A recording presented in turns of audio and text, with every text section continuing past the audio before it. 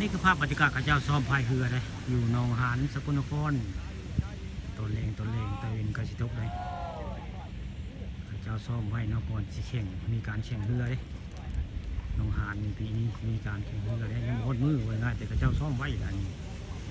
งานข้าเจ้ามาซ้อมไว้ปนนี้มือแข่งเรือข้าเจ้าก็จะคล้องมือพายแข่งไว้ไง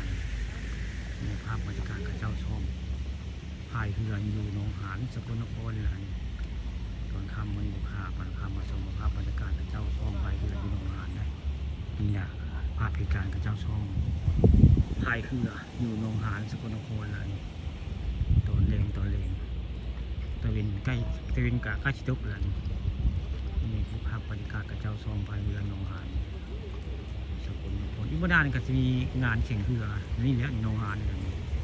พระเจ้าพิประลำพิธีไว้เลยวันนั้นก็จะมีงานแข่งขันเรือพายไว้นั้นอยู่หนองหานสกลนครนี่ภาพบรรยากาศตัวแรกตะเวนใกล้ตกแล้วมันภาพประชุมภาพบรรยากาศหนองหาน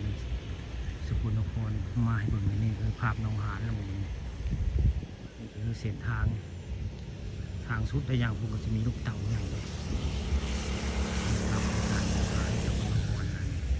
ตะเวนกำลังใกล้ชิดตกประชุมภาพบรรยากาศสวยงาม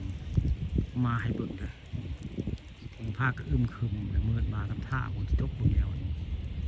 บางทีผ้ามืดมาแล้วบนแล้วคิดว่าฝนที่ตกมันมืดแหงกระเจ้าก็ซ่อมพายเรือได้พอทางผู้มีเสียงซ่อมพายเรือนี่ภาพบรรยากาศตะเวนใกล้ตกหนองหานนี่คือภาพบริเวณหนองหานนะพี่น้องเป็นผ้าดำๆนะ